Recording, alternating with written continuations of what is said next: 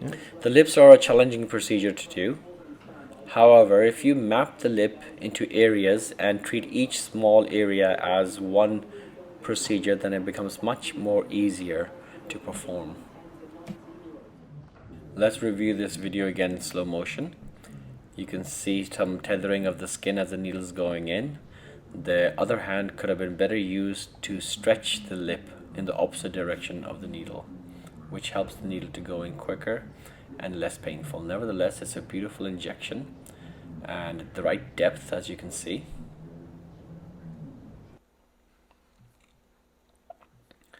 Second part of the lip, so the corner was first and the second, starting in the midline, going all the way to the needle length, and then injecting and withdrawing. Now to the other half of the lip. Injection point could have been a bit more lateral, because now you can see the needle has crossed the midline. You don't want to really inject the midline due to the shape it creates, but this is a trainee, so the amount they're injecting per thread is minimal. Nevertheless, good otherwise depth and injection.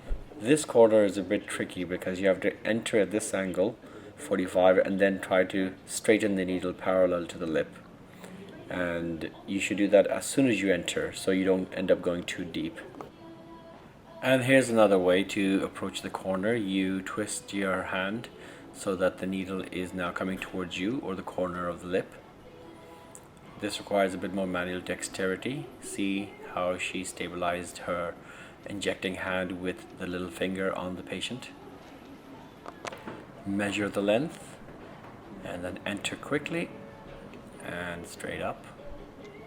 Perfect. Inject, withdraw, and you can see this is beautiful. Once again, measure the length. Check your distance away from the vermilion border, not too close to the dry wet border either. Good depth. Inject and withdraw. And in this patient, in the top lip, we only did the central portions, not the lateral corners of the top lip.